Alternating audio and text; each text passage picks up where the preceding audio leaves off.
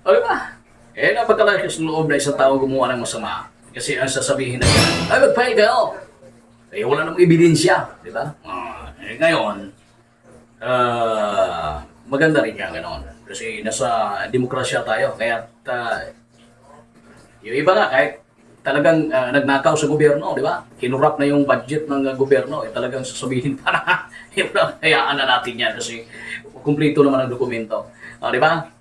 Nasa demokrasya tayo kasi kayong iba talagang malayang nagpapayaman sa kabanamayan. Pero hindi naman lahat, lalong-lalo na sa ating mga nandyan sa posisyon. No? Karamihan din naman sa kanila ay matitino at nagbibigay ng katotoo at magandang programa, proyekto na ibinigay para sa bayan. Alright, so dito ngayon, pag-uusapan natin itong pagdating ni General Torre, di ba? Matapos nagpahayag si Pastor Kibuloy sa mga kanyang sagot no sa tanong kung ito bang may kaugnayan sa mga tanong ni Senador Risa Hontiveros mula sa QGC, yung pang-aabuso, yung pangmamalimos ng mga miyembro, di ba? Yung pang-aabuso sa mga miyembro ay may katotohanan ba ito?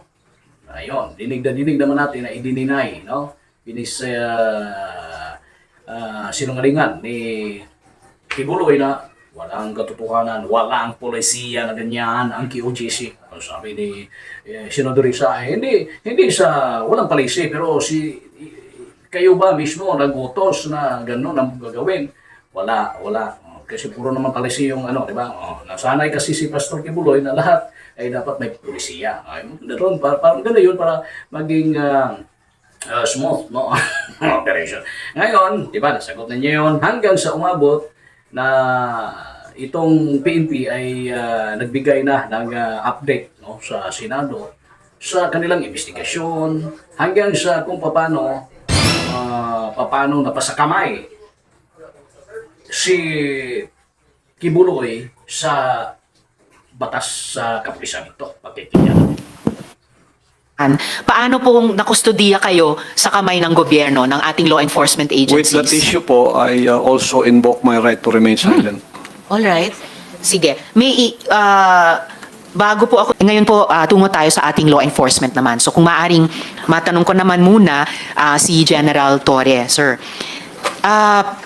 General, nung nakuha po si Kibuloy, naging usap-usapan po noon kung naaresto ba siya or sumuko ba siya. Pwede nyo bang liwanagan ito para sa amin? Paki-update nga po ang bayan. Once and for all, ano po ba ang nangyari? At the outset, ma'am, thank you very much for giving us the opportunity to present our side on this August body. This is the second time that we appear in the Senate, and in the first time, it resulted in our ability to show to the public what is happening during the 16-day operation inside the KOGC compound. And today, we do hope to continue with our quest for justice to help the victims look and find and receive the justice that they also deserve. Regarding the arrest of Mr. Kibuloy, in all intents and purposes, in our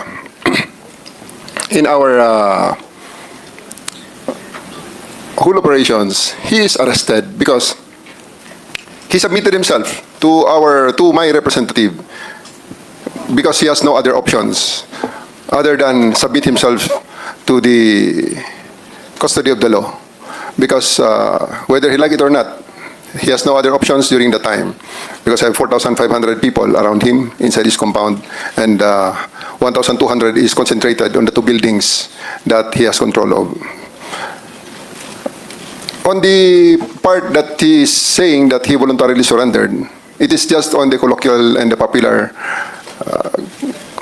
term of this term surrender, because he has no other option. Again, I will stress on that.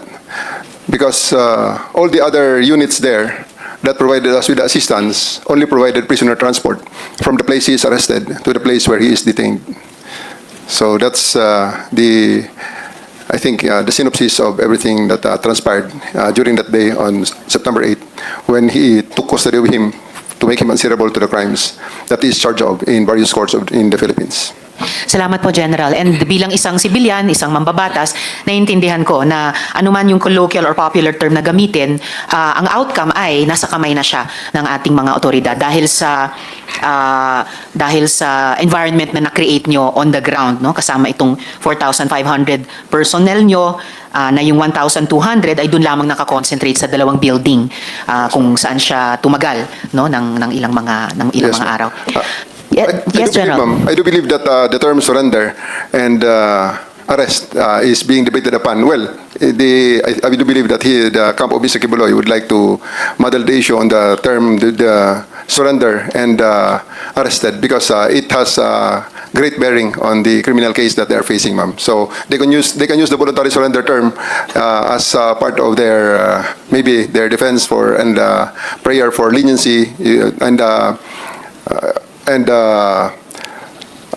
cite it as a mitigating circumstance. However, it is not the case, and it was never the case in this situation, ma'am.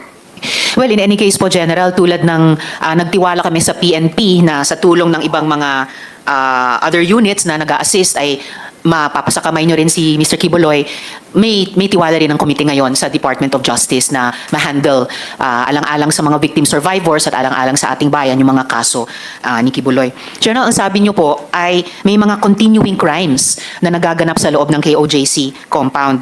At sabi nyo po na may mga iba pang mga biktima na gusto ng PNP pang sagipin. So, pwede po ba kayong mag-elaborate tungkol dito? As of the moment, ma'am, we are partnering with the Department of Justice in building up other cases to be filed against Apollo Kibuloy and his cohorts, his companions. Last week, we have filed sedition and inciting to sedition charges against them through the Department of Justice and with the assistance of the special prosecutors assigned by the DOJ for this case. And there's still continuing build-up on the possible rescue of other people because we had experienced the extensive brainwashing. Mr. Kibuloy had a head start of around 30 years against the law enforcement, and we are just scratching the top. And I do believe that as time goes by, as people see the fallacies of his declarations, more people and more victims will be having the courage, will summon the courage to actually seek for the redress that the law is ready to give them. Tsaka yung update kung paano yung ginawang investigasyon ngayon ng PNP. Although meron silang mga hindi ibinibigay, lalong-lalo na kapag di pa kailangang ilabas si ongoing yung investigation at hanggang ngayon ay nananatili pa rin pala silang kumakalap, no? Naghahanap ng iba pa na in relation itong investigasyon ng PNP. At umabot pa pala, no, hanggang ngayon nagagather pa ng information, nag-iimbestiga pa rin ang PNP, guys, ukol sa operation. Maraming salamat para doon, General Torre. Yun din yung wish ng komiteng ito at napaka-importante yung sinabi nyo na may build up pa kayo para sa dagdag na possible rescues. Of course, mga adults din at lalong-lalo na siguro yung mga bata tulad nung anak ni Miss Jocelyn na buti na rescue na rin yan, no, at sa tulong din ng DSWD at saka DepEd. Ayan. So ito na, ha? Nagiging andyan na tayo, guys, matapos ang investigasyon ito. Atin sa wakas, kasi ito yung inaasahan ng taong bayan, makuha rin yung panig ni Kibuloy ukol dito. Ayan na, nasagot na, no? Nasagot na. At again, lahat ng mga aligasyon laban sa kanya ay dininay niya na hindi totoo. At ang PNP ngayon ay nagpapatuloy sa investigasyon at mayroon ng isampa, no? Hindi tayo nagkakamali, mayroon ng kaso na isinampa laban sa kanya, kaya nakakulong siya, di ba? Kaya ngayon nasa kamay na ng batas at nahamon pa niya yung mga nag-aligar sa kanya na mag-file. Okay? Abangan natin kung ano pa ang mga karagdagang pangyayari ukol dito at ano pa ang mga karagdagang impormasyon na makukuha natin dito. Ano pa ang magiging mangyayari after sa ginawang hearing na Senado. Sana ay makuha ang katotohanan, sana ay manalig ang katotohanan, at sana naman ay mabigyan ng hustisya ang tunay na mga biktima. Hanggang sa muli po, ito po ang G5 TV. Maraming salamat at mabuhay ang buhay.